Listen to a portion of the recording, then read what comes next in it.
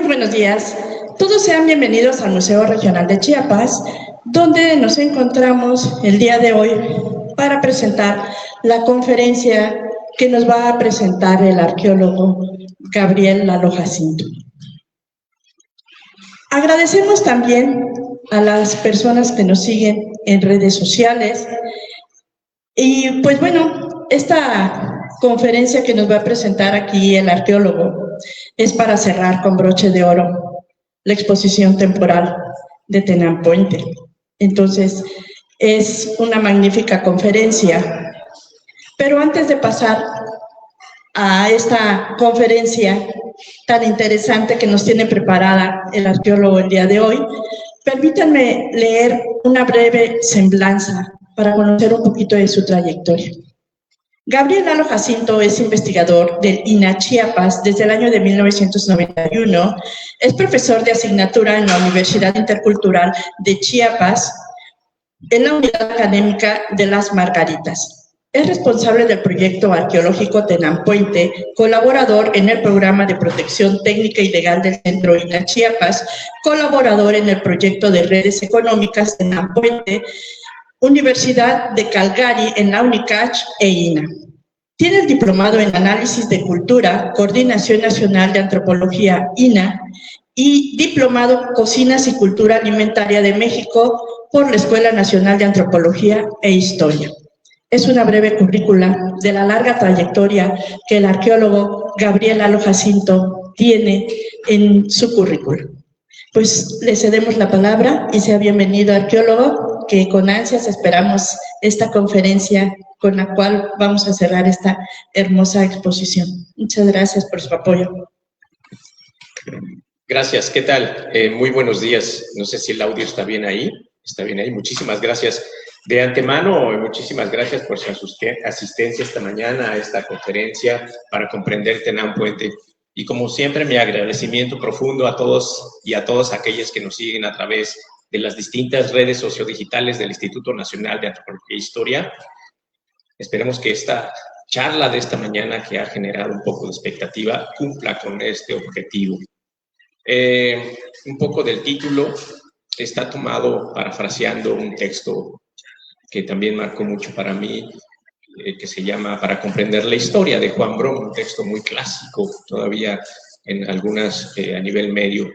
Y bueno, lo que plantea este autor es cómo tratar de entender la historia y muchas veces no dogmatizar la serie de conocimientos que se van produciendo en el desarrollo de las investigaciones históricas. Por ahí va. Pero también por la otra, tratar de responder algunas preguntas recurrentes que muchas veces surgen en el transcurso de la investigación, o bien que muchas veces también cuando estamos dando las visitas guiadas, pues algunas cosas nos preguntan. Otras surgen a partir de las últimas investigaciones que hemos estado realizando con los análisis de materiales arqueológicos, un poco la arquitectura, un poco la territorialidad simbólica.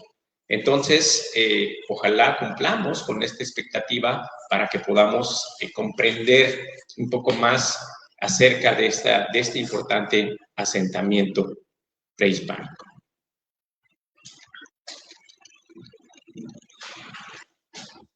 Bien, vamos a ubicarnos rápidamente. Tenampuente está ubicado en las tierras altas mayas. Aquí estamos en estas tierras altas mayas, en la sección oriental de lo que es la altiplanicie de Chiapas. Tan solo ver este plano topográfico del sector de la República Mexicana, pues vean ustedes, nos encontramos en estos macizos montañosos. Hay una gran diferencia con los otros asentamientos de la civilización maya de las tierras bajas. Tenampuente estuvo ocupado entre el año 500 a 1100 después de Cristo, aunque tiene algunas ocupaciones muy tempranas, pero principalmente es lo que nosotros arqueólogos llamamos el clásico tardío y el posclásico temprano. Es importante también recalcar que, bueno, una de las cosas que vemos ahí cuando recorremos Tenampuente no tiene este tipo de cresterías, la arquitectura no tiene este tipo de cresterías. En el caso de las tierras altas no utilizaron estos arcos o bóveda, como lo conocemos, tampoco las cresterías. Más bien la arquitectura del sitio está enfocado un poquito más con las tierras altas guatemaltecas. Dice Tenán Puente, algunas veces nos los han preguntado de dónde deriva. Tenán Puente es una palabra náhuatl que, según el diccionario Remy Simeón, tiene dos entradas, una para Tename, que significa que tiene fortificaciones, y el otro, la muralla. Pero también hay otra entrada en ese mismo diccionario que registra Tenamit, muro, barrera, fortificación de ciudad. Tenam es una palabra náhuatl que había dicho Otto Schumann, el lingüista Otto Schumann, que pasa como préstamo lingüístico al chuj. El chuj es uno de estos idiomas que también se habla en los altos orientales de Chiapas, en esta parte también de Comitán y la Trinitaria, y entonces pasa como un préstamo del chuj para significar peñasco. Entonces, Tenam, fortificación, pero además que tenemos en la toponimia, algún ejemplo nada más aquí muy sencillo de Chiapas. Por ejemplo, todos conocemos Socoltenango. ¿Dónde está Socoltenango? Bueno, Socoltenango es un topónimo náhuatl que deriva de Xocoltenango, en la muralla de lo que fue invadido, sería la traducción. Y entonces también tenemos Amatenango, Amatenango en los muros de Amate. Y Chapultenango, Chapultenango, en la muralla de los chapulines. Esto es lo que compila Carlos Montemayor en su diccionario del náhuatl. Entonces, hay una razón que le llaman Tenam cuando llegan los primeros investigadores, entre ellos Frank Blom y Oliver Lafarge. Mencionan que Tenam era estos sitios arqueológicos, estos asentamientos ubicados en la parte alta de las montañas. Y entonces deciden, dada la cantidad de vestigios arqueológicos en las tierras altas, más específicamente en los Altos Orientales, deciden darle el nombre Tenam, pero agregarle el nombre de la finca o el rancho donde estaban situados para esos años, para 1926. Entonces tenemos, por ejemplo, Tenam Puente, lo que era la antigua finca, el puente, lo que ahora es el ejido Francisco Sarabia. Por eso vamos a encontrar otro sitio arqueológico que se llama Tenam Rosario, ubicado en el municipio de la Trinitaria, en la Tierra Caliente, que pues, lo más próximo es la finca Nuestra Señora del Rosario. Y así tenemos también otro sitio, Tenam Soledad, el mismo municipio de la Trinitaria. Y en el caso de la población chuj en Guatemala, pues hay Piedra Santa, tiene una gran cantidad de topónimos, donde se privilegia también Tenam. El Instituto Nacional de Antropología e Historia tiene en resguardo 70 hectáreas. 70 hectáreas que fueron adquiridas mediante un decreto de expropiación al ejido Francisco Sarabia. Entonces, este es el polígono que tenemos en protección. Vean ustedes tan solo estas imágenes satelitales. Es el área mejor conservada hasta ahorita, las 70 hectáreas que tenemos en protección. Ya ha habido un gran avance para los terrenos agrícolas y lo que convierte a Tenam, pues ahora sí por llamarlo así, un verdadero parque ecoarqueológico. En estas 70 hectáreas, pues hay una gran cantidad de biodiversidad. Pero en estas 70 hectáreas no solamente tenemos lo que es el patrimonio tangible, también tenemos un patrimonio inmaterial y dentro de 70 hectáreas pues también resguardamos un rico patrimonio biocultural. Los mismos giratarios de Francisco Sarabia dicen que incluso en esos 70 hectáreas hay especies que ya no se encuentran ni siquiera en el ejido. Y hay especies de árboles, tanto para usos pues como para leña, medicinales y cuestiones simbólicas. Pero también en esas 70 hectáreas hay manifestaciones del patrimonio intangible donde se resguarda la memoria colectiva de la comunidad.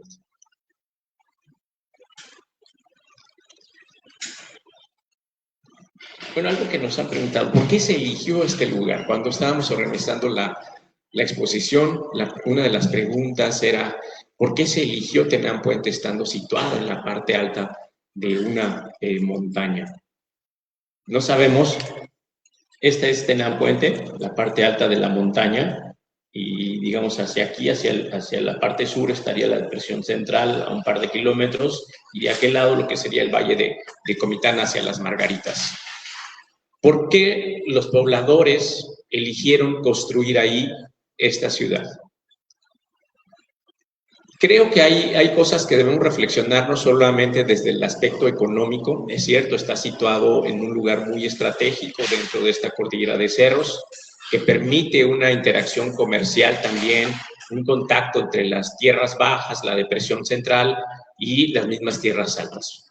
Pero es importante mencionar el papel que jugó o que desempeña esto, la territorialidad simbólica, los rasgos geográficos y diversas manifestaciones que debió haber tenido incluso el rayo, la neblina, la lluvia y algunos otros elementos que les hizo escoger este lugar específico. Lo que en la historia de las religiones se llama hierofanía. En estos lugares, antes que fuera construido, alguna manifestación sagrada debió haberse dado ahí para poder escoger este lugar. Y en lo que expondré en los siguientes minutos, pues está relacionado con escoger este lugar, estas partes de lo sagrado. Dice, esta es la parte alta, vista desde el ejido Francisco Saravia, el conjunto de cerros donde se resguarda el asentamiento prehispánico de Tenampuente. Hablamos de que existe una hierofanía, y lo que consideramos es que, como dice Mircea Eliade, los antiguos pobladores eligieron este lugar como un arquetipo, dice, como una representación de un acto de creación que está mencionado incluso en el Popol Vuh. En el Popol Vuh, cuando se habla de la cosmogonía, dice, en algún momento eran las aguas primigenias, y de esas aguas también van a emerger las montañas, después se crean los animales, y así sucesivamente. Entonces, la montaña sagrada adquiere esta relevancia. Por eso consideramos que Tenampuente reúne esta serie de características, pero dice Mircea Eliade, no solamente como una montaña sagrada, sino también la manifestación de ciertos elementos que están asociados al poder. Cada montaña y cada edificio también es un centro del mundo. Y esta montaña que une los espacios celestes, terrestres e inframundo, también van a estar presentes en la construcción de este sitio arqueológico o de este asentamiento hispánico. Y Barabás dice que estas montañas también, o estas representaciones, arquetipos del cosmos en los sitios arqueológicos, que está también representado la arquitectura, dice son símbolos humanos del cosmos. Hay toda una, López Austin también lo menciona para el centro de México, en el caso del Templo Mayor. Numerosas investigaciones se han realizado acerca de la importancia de las montañas y un eje vertical que une a los tres planos, y en ese eje vertical también está presente el centro del mundo. Por eso en la actualidad se considera como Sacanwitz, que en Tojolabal, Sacán es una palabra que alude a algo que tiene vida, que está vivo. Entonces, este cerro es Sacanwitz. Sacanwitz es un cerro que tiene vida y por lo tanto es también sagrado.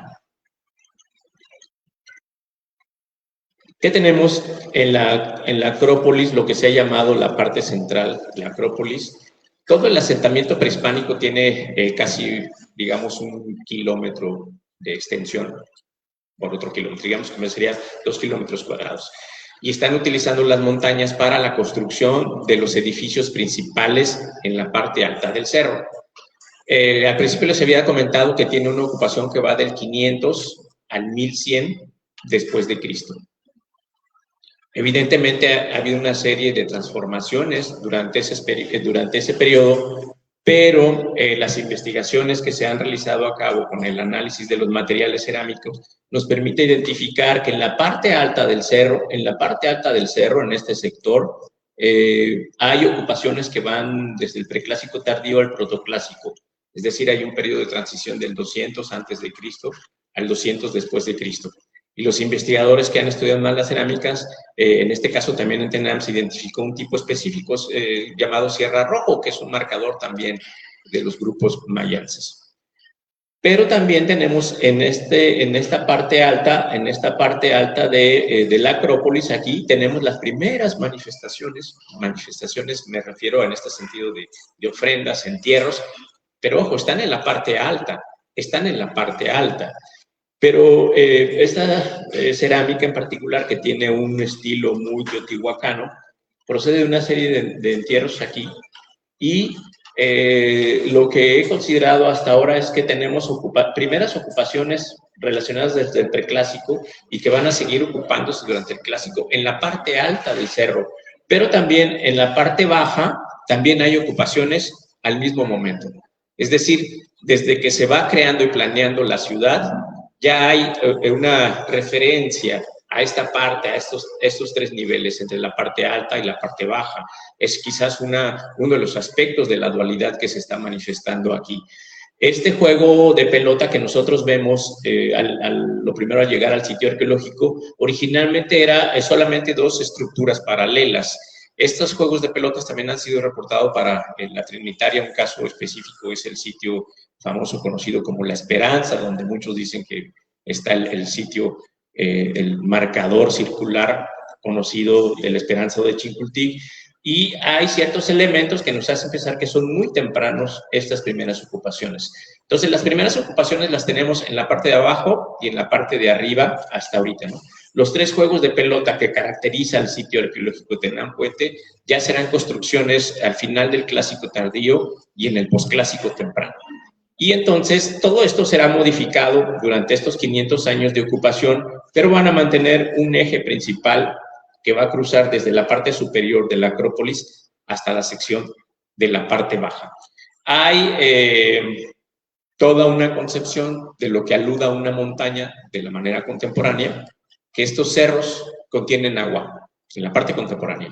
Se piensa en la región que estos cerros son como volcanes de agua, e incluso en el ejido de Chiapas nos preguntaban si, también lo escuché por aquí como por Huitiupan, dice si alguna vez estos cerros reventarán como volcanes, ¿qué pasaría? Como montaña y como estas representaciones también que contienen agua, dice, es posible identificar alguno de estos elementos desde tiempos prehispánicos. Para esto utilizamos una serie de elementos etnográficos, utilizamos la analogía para tratar de comprender si estas concepciones que se tienen de la montaña también es posible representarlas o las vamos a encontrar representadas en los diversos hallazgos que tenemos. Yo les voy comentando que hay un eje, este es la Acrópolis, plan topográfico, hay un eje simbólico que cruza desde la parte baja el edificio 29, el edificio 20, 21 y 17. Va desde la parte baja hasta la parte más alta. En la cosmovisión tojolabal, el territorio, como nosotros conocemos el concepto de territorio, se llama Chinal, y para los tojolabales dicen que está representado por los tres planos. El plano celeste, que es Satquinal, el Lumquinal, que es el plano terrestre, y Quiquinal, que sería como la parte del inframundo. Entonces, si nosotros a veces analizamos una serie de datos que tenemos arqueológicamente, y así lo he propuesto en algunas ocasiones, pues este eje une estos tres niveles y están representados en la Acrópolis. Pero también, como me decía Mircea Eliade, cada montaña tiene es un centro del mundo, cada edificio también representa una montaña, pero también hay un eje simbólico, un axis mundi, perdón, un eje del mundo. No me referiré a mayor detalle con esto, porque esto es para nosotros el eje del mundo, el axis mundi, a través de la tumba 10, que aquí también se exhibe. Pero tenemos estos tres planos, y está muy relacionado con toda la serie de hallazgos que tenemos. La tumba 10 está aquí en este sector, casi a la mitad de lo que puede ser estos tres planos. Y la tumba 10 representa el axis mundis.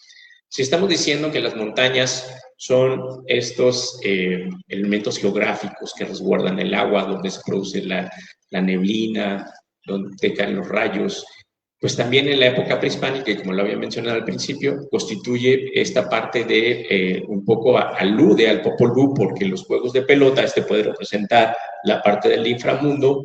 Algunos de los juegos de pelota que están situados aquí, no solamente debieron haberse realizado rituales que estén relacionados del juego de pelota con la guerra, con cautivos, sino también de una cuestión, digamos, peleas rituales también.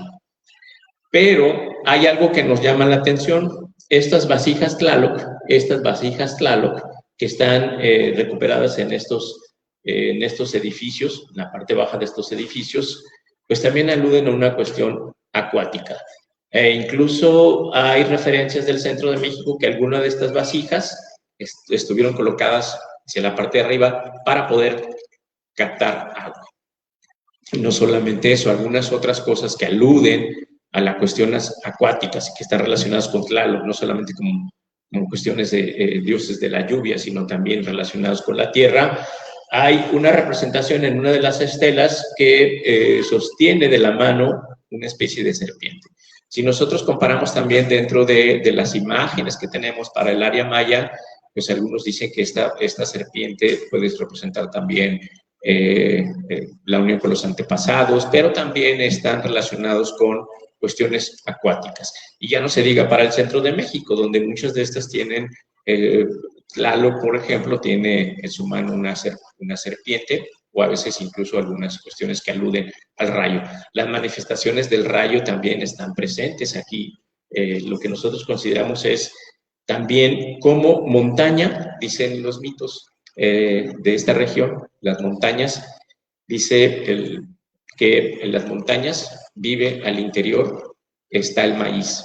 Y en los mitos contemporáneos eso dicen, y que fue partido por un rayo para poder, un rayo, y después pasa a ser San Miguel, quien se extraerá de esa montaña los granos del maíz.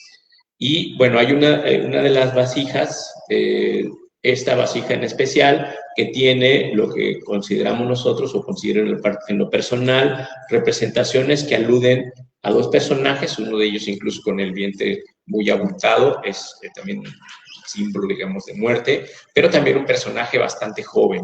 Aparentemente están como en un acto de sembrar o la plantación de ciertas semillas. Incluso cuando uno analiza detenidamente esto, tiene 4 representaciones de semillas, ¿no? Que por lo regular es lo que concuerda a la hora de sembrarse. Entonces vemos que estos cerros, desde tiempos prehispánicos, están relacionados con cuestiones acuáticas, pero también hay que recordar que en las montañas, dice, las montañas tienen dueño. El Popol Vuh menciona que también reside el poder. Y hay algunas cuestiones relacionadas con la guerra, un aspecto ritual. En uno de ellos narra que Balankip-Seris se enfrentó a sus enemigos, pero utilizando hachas de madera. Entonces no es un enfrentamiento como tal.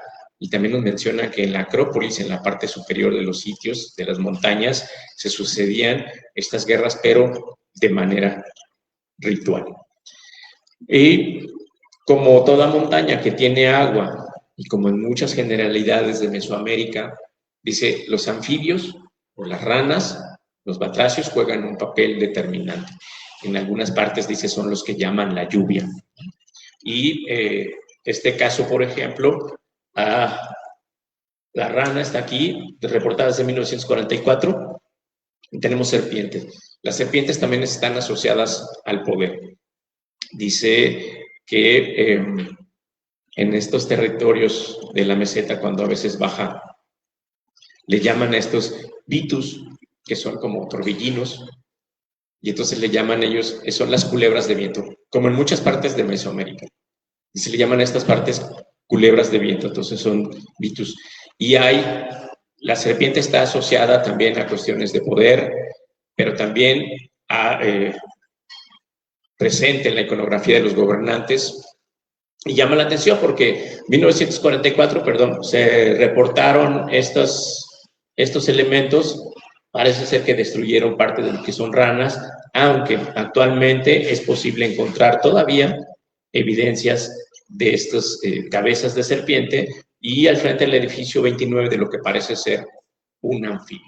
Entonces tenemos como montaña, tenemos ciertos elementos que nos están indicando no solamente la presencia del agua, sino también anfibios y serpientes, les repito una vez más, que aluden a estas cuestiones con las montañas. Hace rato les hablé que tenemos un eje simbólico, ¿no? Que este sería como la parte celeste, el juego de pelota, repito, relacionados con la parte del inframundo, y el axis mundis en la tumba 10 que ustedes representan. La parte celeste, por lo regular, hay ciertas asociaciones que es el lugar donde sale la neblina, donde está la lluvia. Los trabajos que han realizado tanto el arqueólogo Horacio Olivares como Pablo Martínez Calderón, el análisis preliminar de la clasificación del pedernal y de la cerámica, de la obsidiana, perdón, nos permiten identificar, sin que eso sea una generalización, pero hay una mayor constante de presencias de material de pedernal, como son diferentes herramientas e instrumentos, en la parte alta de la Acrópolis, tanto obsidiana como pedernal, y son materiales completos. Pero también tenemos en un edificio desechos de talla.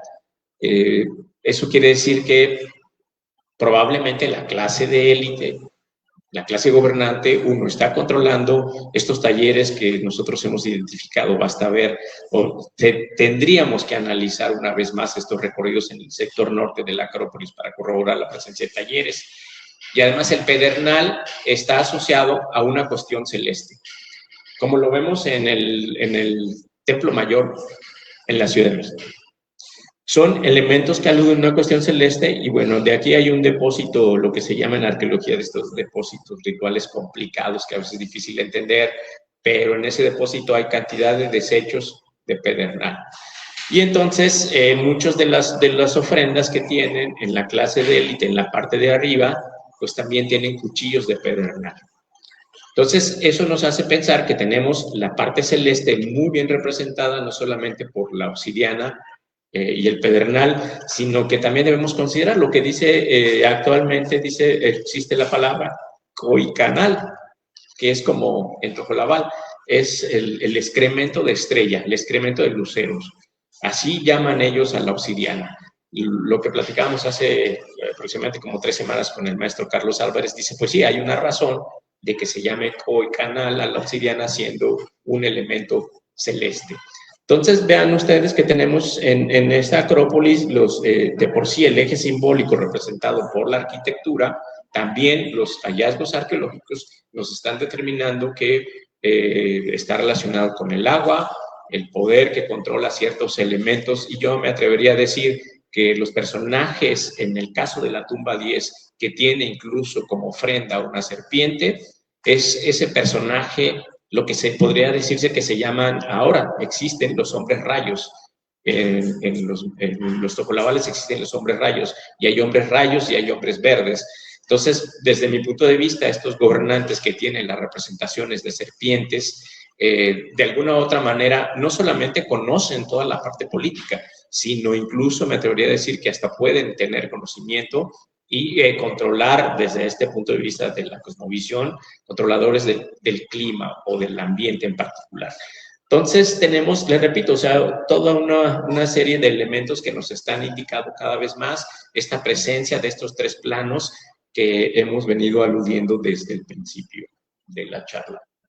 Y bueno, solamente para fines comparativos, si ustedes revisan lo que tenemos en el Templo Mayor, pues también hay gran cantidad de objetos de pedernal asociados a la parte celeste, y este es muy particular porque este es de Izapa. O sea, vean ustedes la cantidad de cuchillos que tiene el pedernal, y bueno, Tlaloc al centro.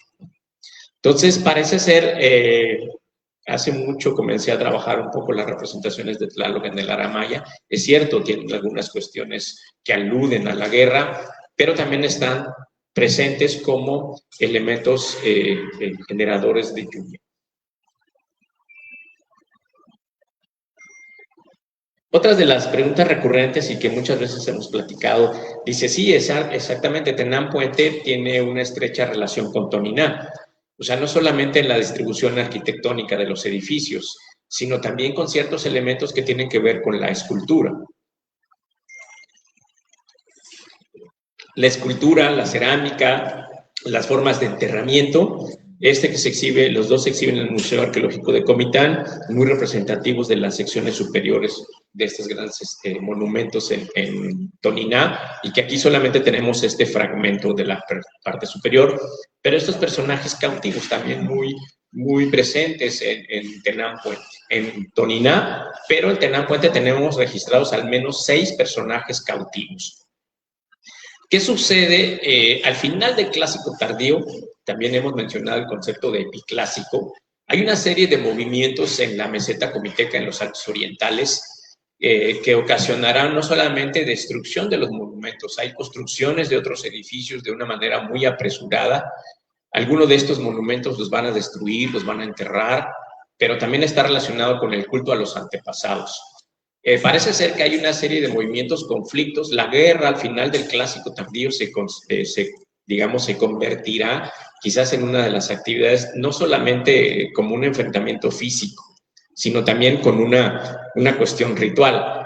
El mismo Popol Vuh, lo mencioné hace ratito, también registra que en las acrópolis se hacía guerra de una cuestión ritual. Incluso dice que uno de los gobernantes suelta hasta avispas para que ataquen a sus oponentes y así lo vencen, ¿no? O sea, no necesariamente tiene que haber una agresión física. Eso hay que corroborar algunos datos para el caso de Tenán Puente, porque es probable quizás de las tantas ollas que nosotros tenemos en Tenán Puente, quizás alguna de ellas pudiera tener esta connotación. Solamente son conjeturas hasta ahorita. Lo que sí es cierto es que cambia al final de esta inestabilidad, cambia, digamos, las formas de enterramientos. Ya harán los enterramientos en urnas funerarias. Muchas veces, les repito, o sea, vaciarán el contenido, enterrarán nuevas ofrendas, destruirán parte de la arquitectura, estos edificios, estas esculturas los dispersan en diferentes sectores del edificio, y hacia el 1100 Tenán Puente se desocupa. También estamos analizando, porque hay otros contextos que si hay depósitos, entierros, ofrendas, principalmente ofrendas que aluden a la consagración de estos territorios, también debe de haber estas ofrendas de abandono o de clausura de sitios, que también están registradas en otras áreas de la arquitectura. Es lo que estamos revisando ahora para ver si alguno de estos entierros, alguna de estas ofrendas precisamente son para clausurar estas ocupaciones en la Acrópolis de Tenán Puente. Y lo que también platicamos hace unas 3 semanas, y lo venimos platicando, es que dice, bueno, si el tojolabal es una lengua mixta o mezclada que surge del celtal y del chuj, Toniná está más relacionado con el celtal. Entonces, ¿qué está pasando? O sea, ¿qué papel, o más bien, qué sucedió para esos años entre el 900 y el 1000, que pudo haber una inestabilidad? Tampoco sabemos desde cuándo se forma el tojolabal como lengua, pero sí, les repito, o sea, si estamos más, Tenán Puente está más relacionado, por llamarlo así, con los celtales o los celtalanos de Toniná. ¿Qué papel desempeñaron la población chuf? Los mitos de origen de la población tojolabal dice que los tojolabales pelearon en San Mateo Ixtatán por las minas de sal, y por eso deciden abandonar. Hay que regresar a revisar esos mitos con toda esta parte arqueológica y ver si es posible identificar si esta inestabilidad obedece quizás a la primacía de algunos de estos grupos lingüísticos. Meras conjeturas hasta ahora, pero creo que puede muy bien abrir otras fuentes de investigación. Tenán Puente no estuvo aislado. Hay una fuerte relación con el centro de México.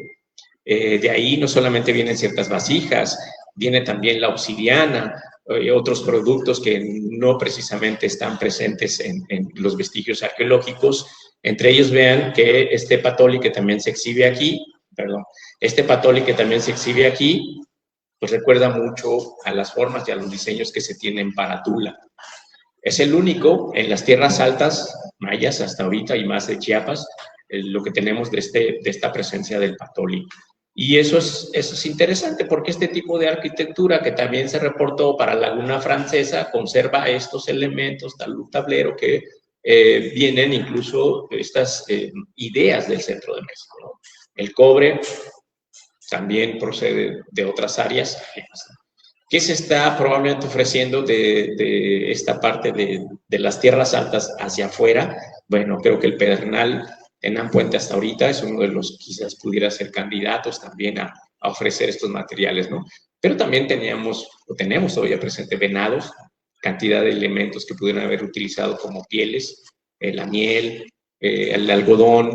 Entonces hay que revisar aún más para poder entender todos estos elementos que se están intercambiando con ciudades tan distintas o regiones tan distintas como el centro de México, la altiplanicie de Guatemala, las tierras bajas mayas o incluso la misma costa del Golfo. Bueno, les comenté hace ratito que hay una inestabilidad en cierta etapa de Tenán Puente. Las estelas, algunas estelas como los cautivos, las destruye. Hay un de estos personajes cautivos, incluso parte de ese personaje, que lo que corresponde a un fragmento de brazo, lo encontramos abajo de uno de los entierros que tiene vasijas plomizas. Entonces eso es importante porque eso nos está diciendo que entre el 900 o el 1000 hay una serie de conflictos como esta estela que se exhibe en la sala principal, en la sala introductoria de Tenán Puente. Esta estela, vean ustedes aquí, estas fisuras representan las partes en que fue rota. Primero se encontró una frente al edificio 21, y las otras dos en la parte superior también, en el edificio 40. Incluso una de ellas estuvo como tapa de un entierro donde están estas urnas funerarias. Las dispersaron, las rompieron. Estuvo exhibida en algún momento y las destruyen, como sucede en Toniná. Hemos encontrado también en las excavaciones que probablemente también las pusieron, que las enterraron en las escalinatas. No hemos excavado ese sector, pero intuimos que en una de estas escalinatas que da entre el edificio 20 y el edificio 21 puede haber más elementos de estas estelas enterradas. Y es curioso porque cuando Franz Blom y Oliver Lafarge pasan por el sitio, llegan a la finca El Puente, dicen que en los pasillos de la finca van a encontrar esta estela, y esta estela está completita. O sea, no tiene aparentemente ningún daño ni está vandalizada. Desafortunadamente no sabemos de qué parte de la Acrópolis viene, pero si estamos diciendo que hay una etapa donde hay destrucción de las estelas, de las esculturas, ¿por qué esta sobrevivió? ¿Por qué esta en particular sobrevivió? Ni siquiera sabemos dónde estaba. O sea, y no creo que la hayan desenterrado de alguno de los edificios. Probablemente estuvo en superficie que de tal forma le permitieron llevárselo hasta la finca sus antiguos pobladores. Esto es algo que llama mucho la atención cuando estamos encontrando un patrón muy común. De repente aparece esta estela y dices, ¿dónde estuvo? Porque al menos no sufrió daño. Y lo podemos ver en ambos lados de la estela, ¿no? Está completo. Bueno, hasta aquí un resumen muy general de lo que es la problemática que hemos estado trabajando en Tenán Puente, pero también hemos abordado otras, yo les decía, este eje simbólico que une los tres planos del universo, el inframundo, el terrestre y el celeste. Pero ¿qué representación hubo en el territorio simbólico de la meseta comiteca? No solamente en la actualidad, sino desde tiempos prehispánicos. Cuando nosotros, o para la próxima vez que suban a Tenán Puente, párense en la sección más alta de la Acrópolis y vean hacia el frente una cadena de montañas, valles, y quizás puedan comprender un poco lo que platicaré aquí. Está Tenán Puente aquí está la depresión central, la Tierra Caliente, por aquí está Uninajá, Simol, Comitán, las Margaritas y la Independencia. La Independencia es un sitio que tiene, según Carlos Álvarez, maestro Carlos Álvarez, tiene toda la secuencia, desde el preclásico, clásico y posclásico. Y entonces, ¿qué sucede cuando hemos estado observando más constantemente, viendo los planos y visitando Tenán Puente en diferentes momentos del año? Hay algo que nos llama mucho la atención referente al paisaje. Este caso, les repito, Tenán, y si nosotros tiramos una visual que coincide con el eje vertical de la Acrópolis y con un cerro que está también al sur de la Acrópolis, si nosotros lo trazamos, pues nos llevará hacia un conjunto de montañas aquí, estos cerritos, ¿no? Y uno de ellos en particular Uno de ellos, esta es la Acrópolis, aquí está, digamos, está tomada esta vista desde un cerro que está hacia el sur de la Acrópolis, un cerro donde tiene también un edificio principal en ese cerro, no está en posesión de nosotros, de las hectáreas. Y entonces, si nosotros trazamos aquí este eje desde acá hacia el final, veamos que termina en este cerro que está cerca de la Independencia. Y ese cerro, este cerro, que está aquí, se llama Bacalhuitz, que significa, traducido del Tojolabal, Cerro del Olote. Si decimos que Tenampuente tiene ocupaciones preclásicas, que aluden a estas cuestiones mijes, que es, digamos, como lo tiene Solferino, un sitio que está en la parte baja, muy característico del preclásico, pues creo que desde esa época ya se están haciendo alusión a esta territorialidad simbólica. Y está perfectamente bien alineado. O sea, eso es importante recordar, que desde tiempos prehispánicos la observación o la relación más bien entre el hombre y la naturaleza está muy relacionado, vertido incluso en el lenguaje. Dice, si existe en la lengua, existe en la realidad.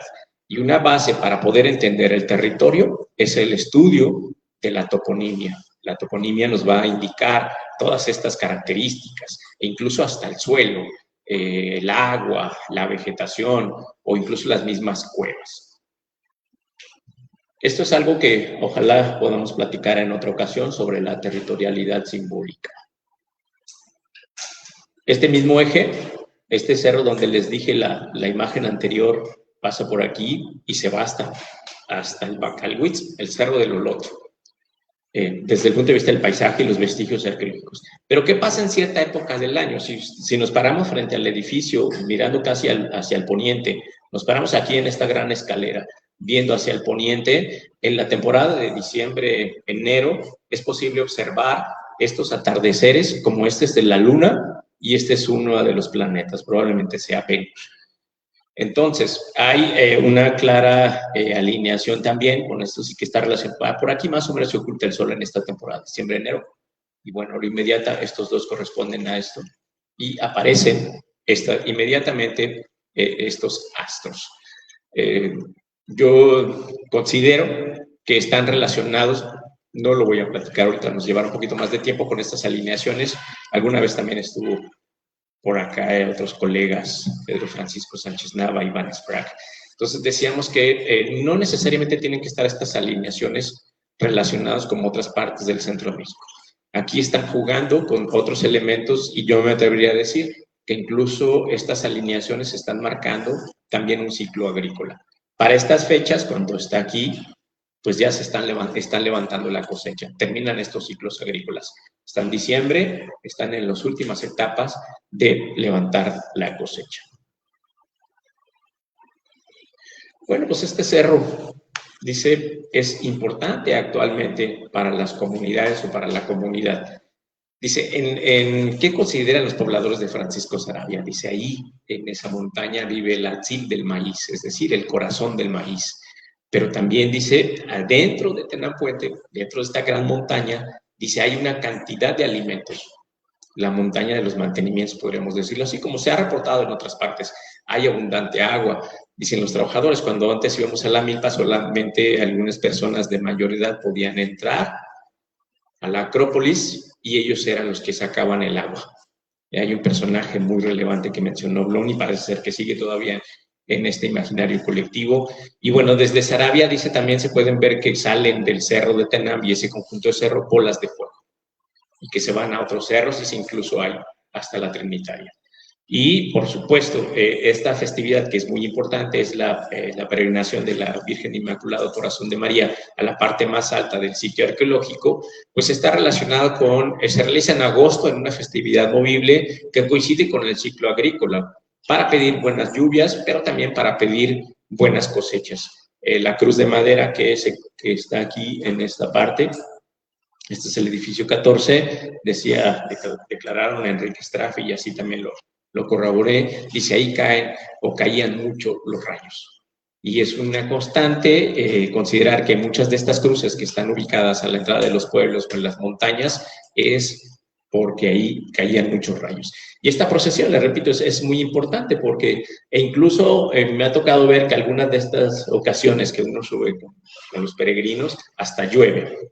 O sea, es tanto el fervor, dice la gente, que nos ha tocado que llueva. Y así puede ser una lluvia muy ligera, para ellos muy relevante porque también está presagiando cómo serán las próximas cosechas. ¿Qué ha sucedido con estos después de muchos años de darle seguimiento? Se pudo conseguir una marimba. En 2000, en el periodo del 2000 al 2002, me tocó que en esos años no se llevaba la marimba hacia la parte más alta de la Acrópolis. Platicando con los trabajadores ya en el campo, dijeron es que antes se traía la marimba, entonces la decisión, bueno, hay que revitalizar esta parte y volver a traer a la marimba, ¿no? Y se llevó la marimba.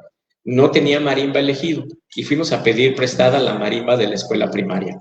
Nos las prestaron, como dice, no era la marimba recha, pero era una marimba desvancijada, se movía mucho. La llevamos, a la gente le gustó muchísimo, que incluso ese día hasta llovió. Entonces dijeron que todos los años se vuelva a traer la marimba. Los organizadores, los mayordomos se volvieron a organizar y algunas veces la rentaban para poder llevar otra vez. Se llevó la marimba, se volvió a revitalizar y muchos años después se consiguió la marimba, se los dio el Coneculta en un programa que hubo de dotación de marimba. Interesante porque cuando ustedes vayan verán que esta parte de la marimba, pues los mismos ejidatarios la agrandaron, porque dicen, no, es que no alcanza los tonos que nosotros queremos. Entonces le agrandaron a la marimba. Y a partir de eso, pues la siguen llevando. Y esta es una familia principalmente de marimberos, algunos son también, tocan tambor, y bueno, se arma el baile allá arriba. Les repito, en ocasiones llueve. Es el único día que se permite a la comunidad del ejido Francisco Saravia, pues el consumo de alimentos y uno que otra bebida para amenizar esta parte. ¿Qué ha sucedido después con el trato importante? Bueno, antes de esto, es importante recordar que, bueno, lo que ustedes ven, pues es una obra de muchísima gente, Trabajadores del campo, cocineros, choferes, arqueólogos, biólogos, arquitectas, y sobre todo la parte de la restauración o conservación. Este es así muy sencillito. Este se exhibe, es la estela que les digo fue distribuida en la parte de la Acrópolis, que se exhibe en la sala interpretativa TENAM. Y bueno, a través de diferentes etapas de restauradores y trabajadores aquí del museo, se trajo los fragmentos, se colocaron aquí y se llevó finalmente a exhibirse a la sala interpretativa de TENAM, ¿no? Pero hay todo un trabajo detrás y que a veces no lo valoramos todo esto que vemos, ¿no? O sea, verlo ya expuesto, hay una gran cantidad de trabajo que debemos apreciar.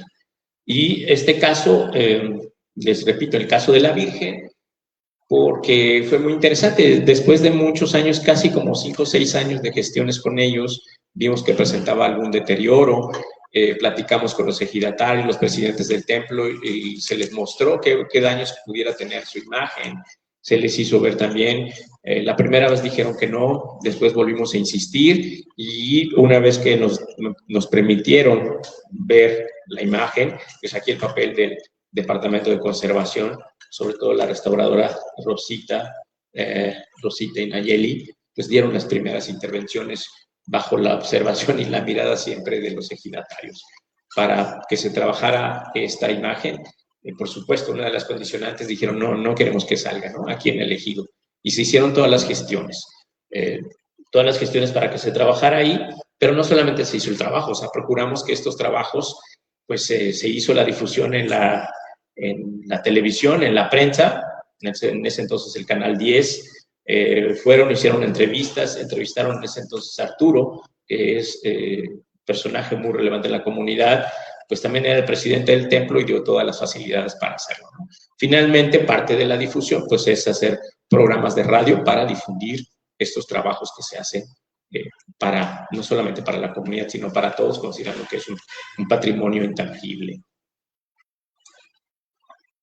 Bueno, a través de diferentes programas para el mantenimiento de los sitios, algunas dependencias pues nos dicen, bueno, hay que verlo con perspectiva de género, o sea, no solamente los hombres van a hacer la limpieza, ¿no? Un programa específico que en ese entonces la Secretaría de Desarrollo Social, pues se consiguieron recursos para el mantenimiento del sitio, y una de las cosas que nos habían pedido es que la mitad hombres y la mitad mujeres, ¿no?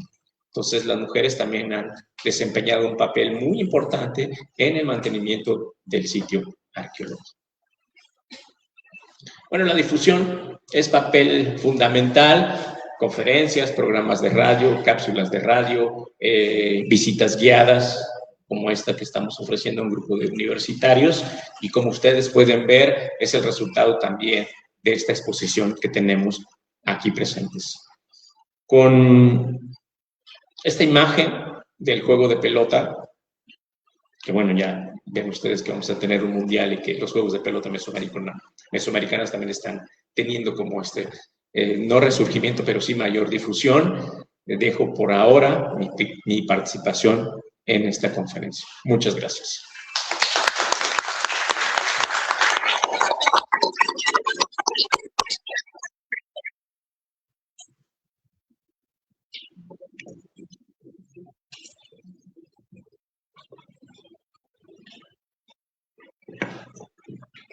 Bueno, pues con esta conferencia tan interesante que nos compartió el arqueólogo Gabriel Lalo Jacinto, pues vamos a pasar a la ronda de preguntas